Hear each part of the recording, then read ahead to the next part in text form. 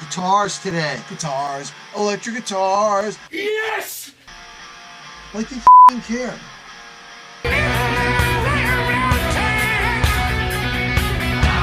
Getting your guitars wide, big, Hell yeah! in your face, everything f***ing rock guitar. Ah! You want it to be like one of those boring tutorials. Oh, here's your rock guitar. You move your mouse here, and you're gonna boost your low mid. Okay. Woo! How to get your rock guitars wide. Whether you're like R&B, whether you're rock, whether you're rap, you need electric guitars. Yeah. Okay. Yeah, wait, Little subdued here. Are you Stop. on speed? You're on speed. I'm gonna lose my voice. I said, goddamn. Stop.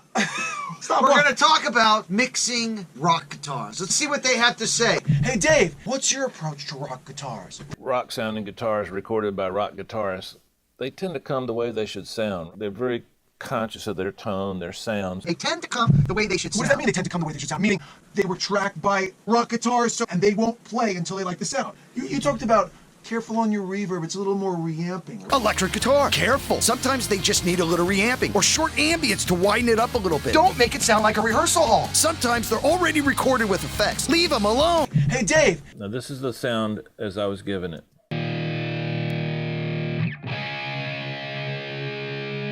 Sounds nice. Sounds like a good rock guitar. Taking out a little of the mud around 5, and then I'm using the UAD Fatso to give it a little vibe.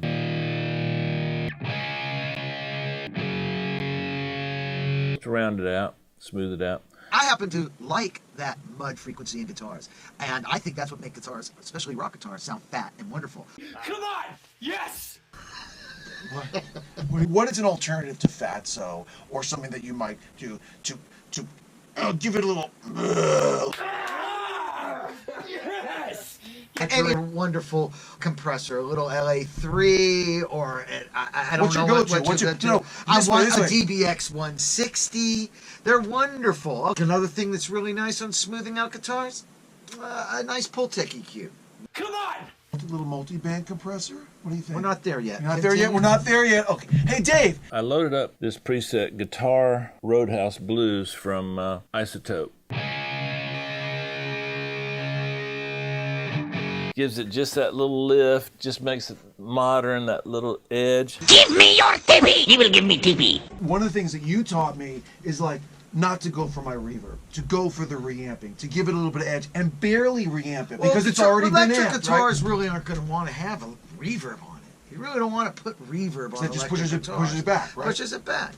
Reamping is nice. There's great modelers out there. Amplitude happens to be my favorite one. Well, if I tell you my go-to, why are you asking me to go somewhere else? Wait a minute. No, wait a minute. I'll tell you why. Are you threatening me? Are you threatening me? I just told you because I like Amplitude, and you go, well, what else? Well, I'll tell you what. Because not everyone has the same plug-in set, and I want to give them options. How about that? Waves guitar has it too. So, I'm not down on Waves. Not everyone has Waves. Not everyone. Okay, what else you get the Sans amp. Okay. Why is everyone down on Sans amp? I know people are so down on that, just like Deverb. Everyone knocks on Deverb. Everyone knocks on Sans amp. Sans amp is awesome. You got to be careful. Go slow. Go slow. Go slow. No, it's go slow. It's got it's kind of like presets to choose from. It's kind of like experimenting with alternate substances. Think first. Go slow. Okay. All right. Okay, last time. This is drugs. This is your brain on drugs. Here's a little pet peeve I have about every tutorial. Sometimes people are like, oh, see that? Before, after, before, after. And it's like sometimes it's really subtle and you can't tell. And sometimes they don't zoom in on their screen and you can't even, and it's like, and sometimes they don't even edit it. We edit the out of our videos, and that's a favor for you. So you know what? And we are back.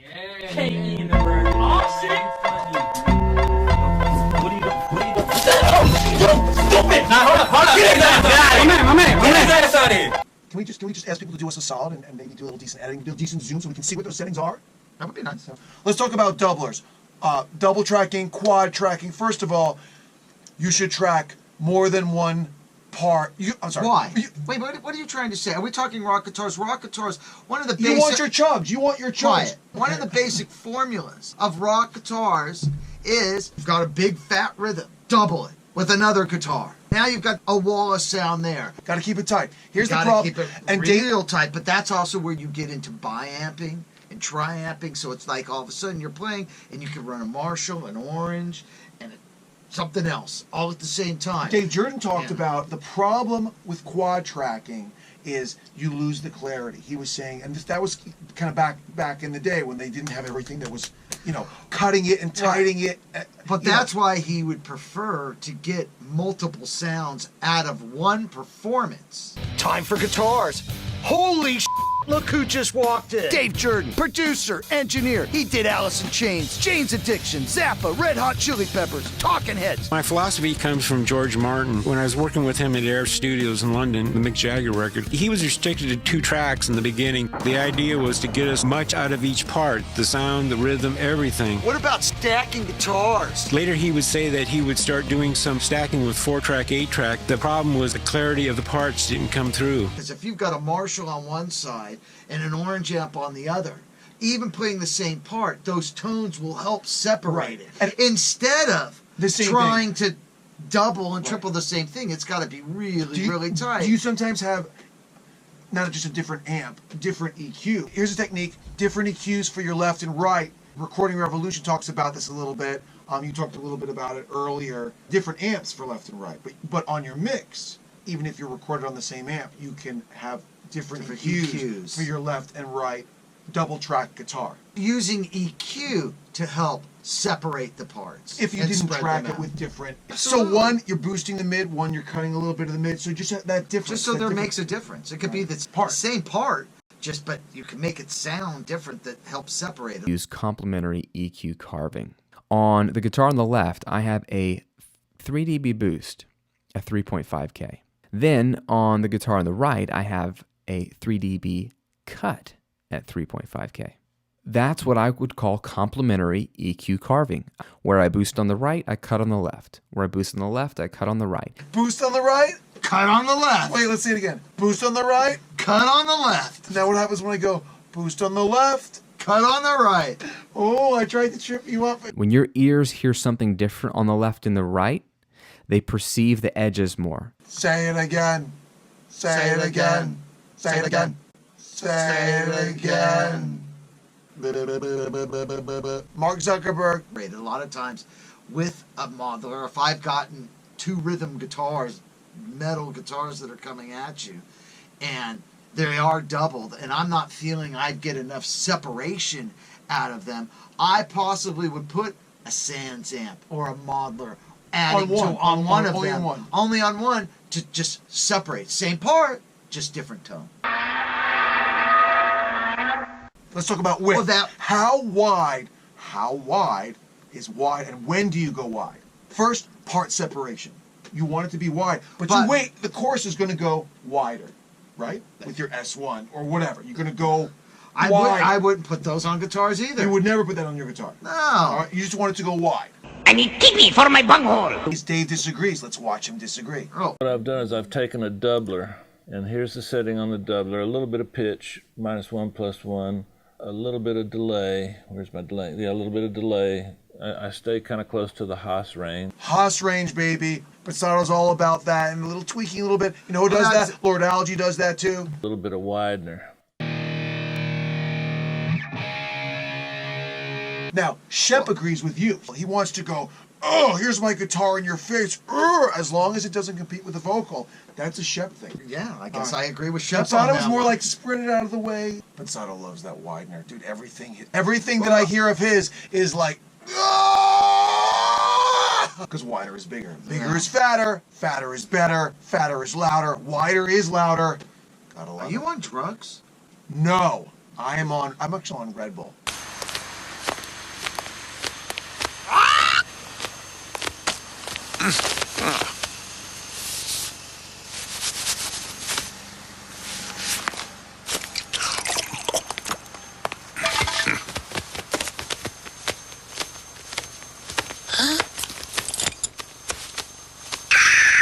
Red Bull gives you wings. Maybe for R&B, maybe for something He's else, an R&B guy. and it would do that. But if depending on if you're doing rock guitars, it also depends. How do you record your rock guitars? Rock guitars, 57, 421, maybe a ribbon mic, right up on the cone. I do use EQ and compression when I record. Usually not a lot. The tone is already there. Just kind of go out, move around the mics a little bit. And I'm just, if you will, I'm just kissing it. Okay? I'm kissing the EQ. I might be just adding a little high, top, a little high, just something to make it cut a little bit, but it's not even that.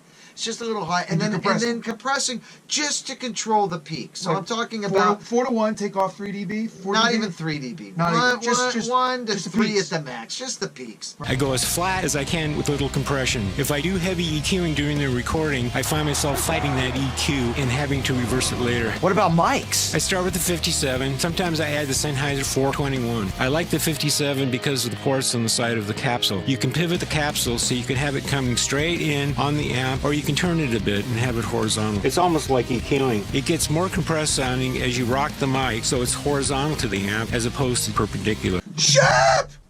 He looks like ZZ Top. I take an SM57 and a 421, I duct tape them together on one stand so that the diaphragms are lined up, and I stick it directly into the center of the cone. And then I'll start messing with it, either angling, usually just backing up a foot or so, on the grill. Yeah. Because that's my starting point, and 90% of the time it works. She's got legs!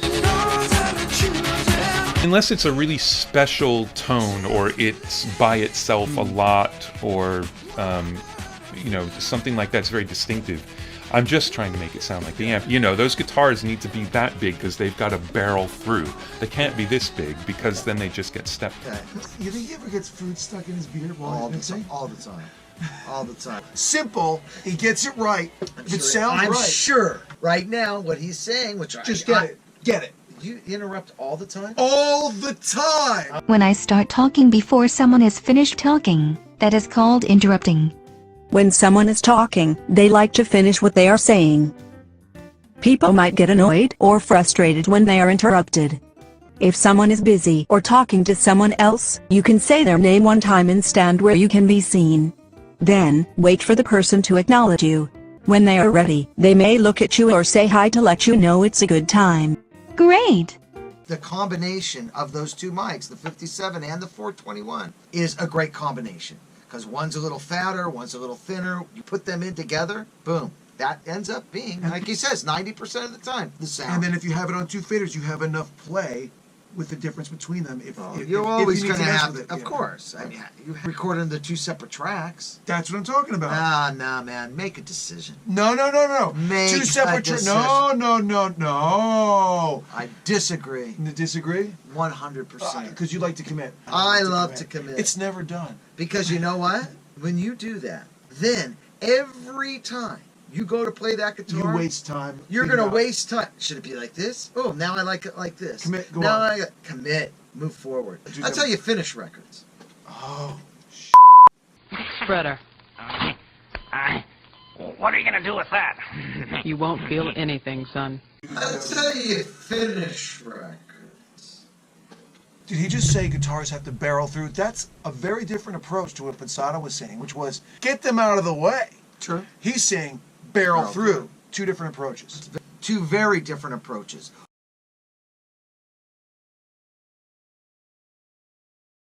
One, making your guitar wide to make it big, or to make it punch through to make it big. Right. As long as it doesn't compete with that vocal that just soars over the top. What? High pass filter. That's hilarious. You don't think that's funny? Maybe for a second, yeah. It's very possible. So artificial doubling, if you have a doubler, plus or minus a few cents on each. No. It's not even become a doubler now. Now it's become more of a pitch change. Oh, now. So he likes to go wider in the chorus. What do you think? Always go wider in the chorus? Depends on the song? What do you say? Depends on the song. Absolutely. Depends on the wider song, on the chorus. depends This is very formulated. It's But these days, cool. These days, pop rock is formulaic. It's not, you know. Yeah, but one take. It's cookie I'm cutter. not always a believer in that the song is this, and then it gets to a point it comes like this, and then it goes like this, and then it goes like this. I mean, I don't need some roller coaster or some kind of serpentine thing going on. I like that serpent. Oh, that's the name of your plugin. Yeah, Brad Gilderman serpentine. No, I like that. So the mix should move around and do things. It doesn't just have to. Oh, here. Oh, now we go here. And now we go here. But you do copy your levels between choruses, or not necessarily? No, because you're writing them on. You're writing them on the SSL. Whether I'm on an SSL or in the box using a fader pack or whatever it is, I'm writing. So hopefully, what's going on is I'm creating something when I'm doing it. I'm not just copy and paste. I'm hoping that my moves are, which there probably will be, a little different each time. They're similar, I'm in the second but chorus. different. I go in the second chorus. Is that because then that chorus is special? Is that what it is? It just makes it hopefully different. But not that different that you're like, hey, what's going on? What's going on with the automation there? Of course not. Okay, all right. We're just trying to kiss it. Just putting a little spice on it. Here's what I'm giving for that guitar.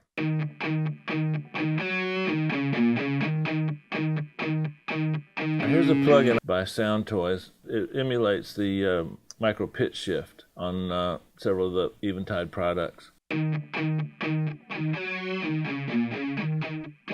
Makes it pretty stereo. Depending on the application of pitch on guitars, on rock guitars, I'm not necessarily a big fan of micro pitch. Of micro pitch, just because it sounds too processed. It starts being a part instead of a real thing. Is that why? Yeah, exactly. And again, it just really depends on the application, how you're using it. So it's going to be, if it's a really rock track, again, pitch is always a kind of. And you got to be careful. Thing. Just few cents, right? Well, yeah, but even if it's just a few cents, it's very little of it or none of it. That also starts to affect tuning, perceived tuning, if you will. Even if you've really tight, tuned your lead tight, which that's a whole other conversation. How tight do you tune your lead? It depends if they can sing. Yeah, okay, yeah. So that's kind of how I feel on pitch change. Hail to the motherfucking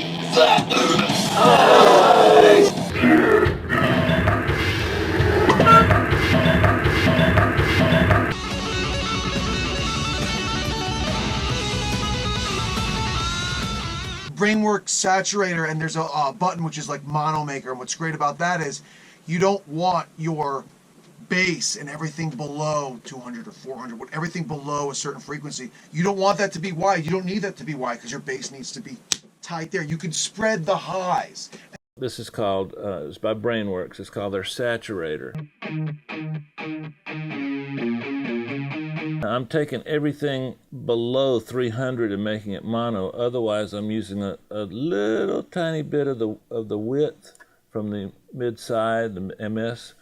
See, I don't need all that mud on the sides. That mono is everything below 350, which is a big thing. I don't know if you use that, but it's a huge thing. People are using it on their guitar bus, and what it does is it prevents that chorus in the real lows, and you don't want that. It monos up the low and lets the rest be wide. You can do it with keyboards, because what I find is with certain chains. Because I like that low end information stays mono, and then the upper frequencies fan out to the side. Right, because that's what you actually wind up doing, even with the arrangement. Your bass is usually like that, and your guitars and your vocals, your vocal effects wind up going I'm sure you have to be careful again of the build up and mud and phase or whatever might happen when you start putting everything lower frequencies into mono, because now those lower frequencies are not going to compete with the bass and the kick drum. So, but interesting plugin. Well, I have to experiment with that one. Hey, Dave, I give that one a thumbs up. Nice. Brainworks. Oh, cool. And open as possible. Do you find yourself fighting with the rock guitarist, or you let them dictate what it is and you try to accommodate? No, they know what they want. First of all, know what they want. You always have to please the artist, and that's whether he's the drummer of the band or he's the guitar player of the band, the bass player. You want them to enjoy. They have to enjoy their sound just as much as you. So, so you just accommodate them, try to get the best sound. Let them go out there, get the sound that they're looking for. I go out there and listen to it, so I know the sound that they're hearing coming out of the amp. I can listen in the room to what's coming out of the amp. Then I come in the control room and I try to duplicate that. How long do you usually take? It just depends on the client. It really shouldn't take much longer than 10 minutes. 10 minutes. You hook it up and you're ready to go. Yes, is there a little magic to it? Sure, there can be. But yeah, you don't want the mic sticking in the opposite direction of the amp. Just come up on the cone, move it around a little bit. Maybe a little off axis if you don't want it to be. Look, just a little off axis. Takes a little of the bite away. And are you miking the rear? Sometimes I do. I do more of that on smaller amps. I'll mic the back of a Tweed. And flip the phase. Or you always flip the phase. But even if you have two microphones on the guitar amp in front on two different cones, or you have one as a room mic, always check the phase. Right. 1 minute mixing madness. What happened to your bottom? Check your phase! Check your phase! Anytime you use more than one mic. Anytime you use a spreader. Anytime you combine kick or snare samples. Drums and bass, that's where you run into most phase problems. Drums, you'll lose all the meat. There can be a phase issue with any of those mics. Switch the phase on each track, see which sound's more present and has more bottom. When you're mixing, you get to look. Are waveforms running parallel or opposite? Put in a trim or an EQ that has a phase button. Get used to listening and understanding what phase issues sound like. A phase problem doesn't sound like a phaser effect on a guitar. Not all waveforms match up. If you're adding a tight kick to a round one, the big round one will have a longer waveform. Try your best to match them up at the front of the waveform. For guitars, a great trick I learned is one mic up front, one mic in the back of the speaker. Flip the phase on that back mic. Phase can be used as an effect to go wide and wider, baby. Even though we live in a stereo world, you gotta check your mono. If the meat goes away in mono, you went too far. You'll know it when you hear it. If you listen, if you keep everything in phase, you're gonna have one slamming mix. Always check the phase. There could always be a phase issue. Remember that. That's your biggest demon out there. And compress a little bit and write the tape.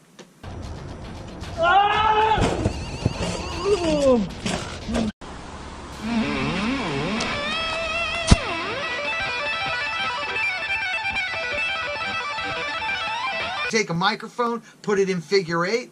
Take another microphone, put it in cardio. We did a mixing madness on it. We did this. Watch this. Check this out. For a different kind of sound, I'll set up wall Marshalls, high watts, orange amps, and then I'll use two mics, and each one is in figure 8. And you stack them one on top of the other. The top mic's facing the amps. Bottom mic facing the sides of the room. Split each mic into two, and I put those on the board. Now we have 4 faders, and then on the 4th fader, put that out of phase. All of a sudden, it'll sound gigantic. I'll use that technique for big, massive, sleazy leads like Jimmy Page type thing. In Mixing Madness, I'm sorry, we don't make you listen.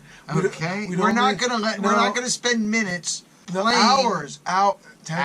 Lots of time. Lots of time. We're not gonna spend minutes. We're not gonna waste your time. Does this count as wasting their time? We're not gonna waste your time. At least in the same way that other people waste their time. We'll waste it in a more entertaining way. What I was You're trying to saying say. we won't waste your time. Now, let's hear from our master. Let's hear from the master. Lord, do I call him Lord? Lord is his name, but you can say Lord-Alge. Not CLA. No different. Only different in your mind. You must unlearn what you have learned. All right, I'll give it a try. No. Try not. Do. Or do not. There is no try. CLA? CLA. Wait, he's so cool that you actually call him by he's not an artist, but you just call him by syllables. He's known as CLA. That's it. Let's see what he has to say. What we have set up, we have our 2 H3000s, one set up for micro pitch shift, plus and minus 4, and also we use this program called Death Flange. We have that in subtly to add even more of a supernatural guitar solo effect. We have 6 tracks that make up one guitar sound. And as a room track, we want to get rid of some bottom, bring up the top. Then he has his direct fuzz sounds. A little thuddy. Let's get. Come on, dance. Come on, dance. I won't. 4 tracks of guitar, 3 mics in a room. Then he has like this DI fuzz effect. Could be a pedal, could be a Sans amp. Check the phase. Okay, it's out of phase. So we flip the phase, that brings all the bottom back. Always want to check the phase of DI versus amp. Real important. Again, it's been brought up by everybody. Phase. Phase is the key to getting a great guitar sound. Make sure things are in phase. Every double, every microphone, every amp, always check the phase. But his fuzz track adds some real heat to the whole package.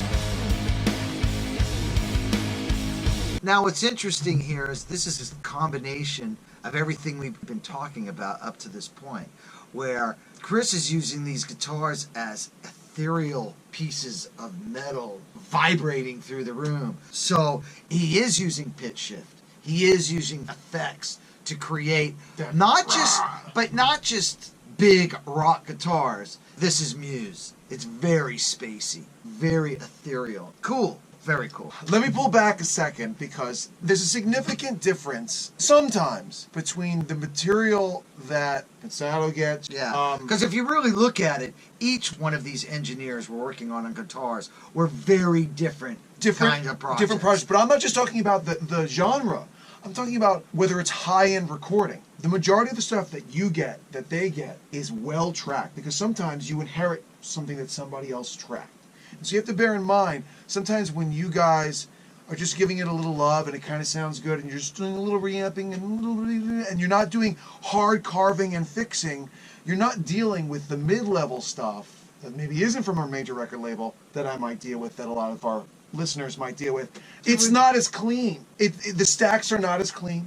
The parts separation is not there. A lot of it is in the arrangement. So can we talk about that for a second? If the arrangement isn't there, it's not there.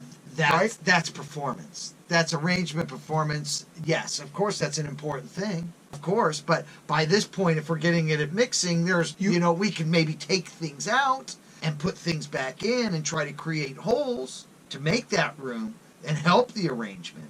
But yes, I mean, you could talk musically that arrangement, you put too much stuff on. Make sure things are in different registers so all the frequencies aren't building up in the same area. If you're dealing with multiple guitars, leads got to sound a certain way, your rhythms have to sound a certain way. How often do you get too many guitars? Too many tracks of guitars, 8 tracks of the same thing, and you wind up pulling out and using less. How often? Many times. And you a just lot make of that doubles, decision. but also, you make that decision to make it sound full and clear. Can leave everything in there and it's a mess. Again, that's what we're talking about, making a commitment. So now let's say you've got 5 or 6 or 10 guitar parts. Not at the same time though. They just either way, but now you got 2 or 3 mics on each one of those. All of a sudden you got 40 tracks of guitars. That's why you're saying commit. Commit. Also, which is important, what you're going to find in every mixer, any of these guys, you're going to find that what's the most important thing? Organization at the beginning of your mixing session. Organize. So how can you manage 40 guitars? How can you manage that? No. Figure out how to control them in a certain way. Subgroup them. Get them in a manageable way to deal with. Where you've got a couple of rhythms, a couple of leads, and a couple of little bits in there. And we talk about this. That's it. We talk about this a lot, separating the creative from the technical. And that's why mixers, professional mixers, like you, Lord-Alge, Shep, Pensado, they all have people working for them that clean it, prep it, get your mix prep ready so you're ready to work. And that includes the labeling, the organization. You don't have to have somebody to do it. You can do it yourself. But even if you do it yourself, I do it myself. You separate that from the mix process. You might be doing your rough massaging it, but before you really start to get into mixing, you have to organize. Yeah, you have Otherwise to you'll organize. go crazy because then you got to stop to fix a fade, or why is that over there? And you should be able to see it. You should be able to see them cascade. Here's a set of 4 tracks, here's a set of 8 tracks, here's a set of 2, 4, and you know, and you can look what happens where. And use your markers. God, these videos are boring. Oh, I just fell asleep watching another tutorial. Right? 4 or 6 different sounds are creating that sound off the one playing. Now, something like this, I guess there's no such thing as too many tracks. Wait, as long as it's tight. But it is you shouldn't tight. have to edit it it is as long as tight it's played because tight. it's the same playing. Well, it's just different. By One's a good direct- player that can go. Dun, dun, dun, dun, dun, Well, let's dun, start dun, with the dun. number one thing. Great players make all the difference in the world. Then it's the instrument. Then it can be anything The else amp from and- the right. amp, and then it's the engineer and the producer But and a all great that. player- But the player and how he touches his guitar and how he touches his strings, that's everything. That's it. You can have the best guitar in the world, the best amp in the world, and Jeff Emmerich, bless your soul, because you are the Beatles engineer. Jeff can make it sound great, but if it is a tool on the guitar. Here's a concept for you. Split mono reverbs to separate your parts a little bit. And to give it more depth and give Right. it each side a little wider. Some of the cool things that I think it creates now by having two separate mono reverbs and sending your left guitar to the right reverb and your right guitar to the left reverb. It goes back to kind of the leakage days of when you're recording. I think it was a Keith Richards record, and it was all recorded pretty much live. So you hear the guitar coming out of the left side, but you're hearing that leakage. The leakage is on the other It is side. on the other side and around. So let's say nowadays everybody's recording their guitars so clean, you don't hear that. So yeah, you can put a reverb or a tight room or something like that. You're saying for something different. Yeah, In separation, or you it kick the do- it does- reverb mono to one side, the opposite side. You kick the reverb mono to the other side. Right. And of course, is what he's saying. It spreads things out kind of this way a little bit. It gives that guitar depth this way, gives this guitar depth that way. That's cool. That's really cool. I sometimes hear, not just with reverb, but delays, like the throw of something. Well, most kick people that way. will The always you throw it the other way. Yeah, most Is it for people. balance? That's easy to hear. That's a lot easier to hear a delay. Hey, going back. That's a lot easier to hear than a reverb that is kind of playing off of an instrument that is kind of, you're not really hearing a delay of it. You're just hearing it The tail. fuller. Right.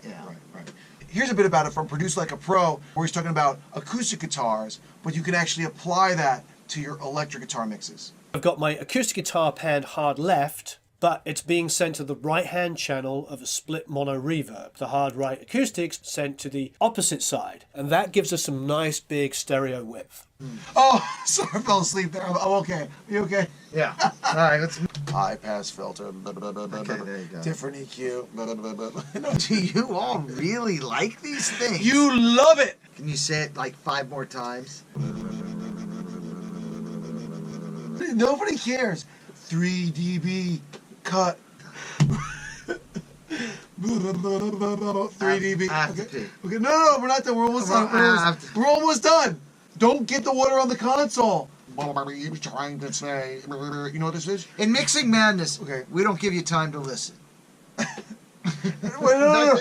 Oh my gosh, we should totally have like engineering charades, except it's audible. Oh my god. And I'll be like, what's this effect? And you'll be like, ring the modulator, ring the modulator. Doesn't that sound like a ring modulator? Ring the modulator. Wait, how is?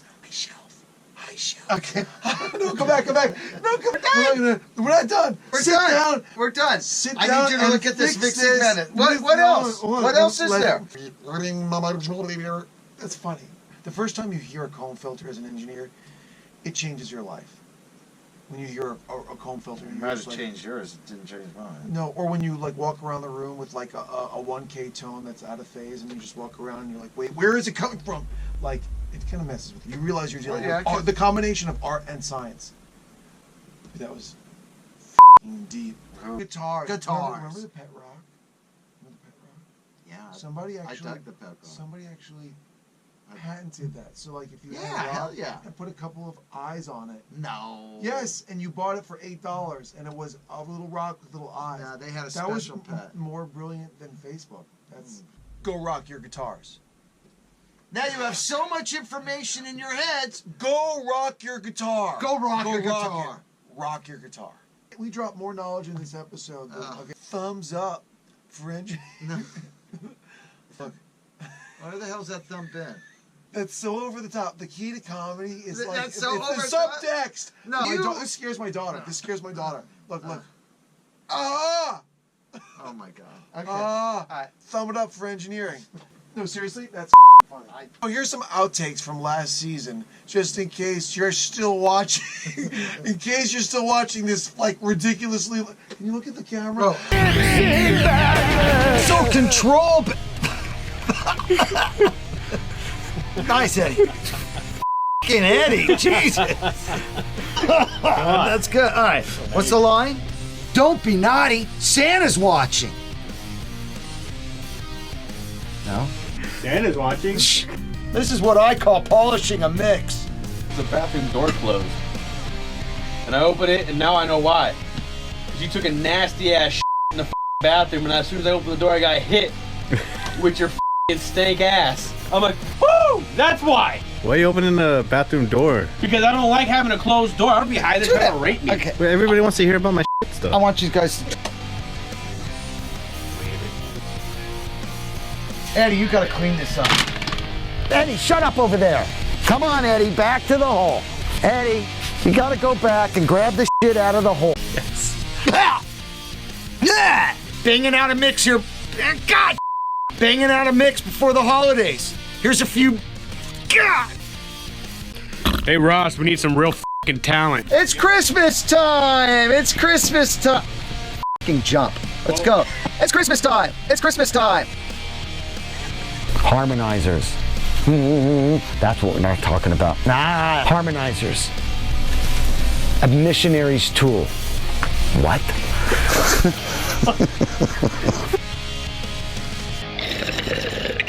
Any advice for up-and-coming engineers? Any advice for up-and-coming engineers?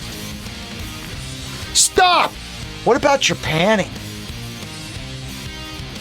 Yes, listen. Yes, listen. Big bottom. Bass. Big bottoms. Bass. No, is it over the top? Who knows? Are you laughing? Yeah, I'm laughing. That's all that matters.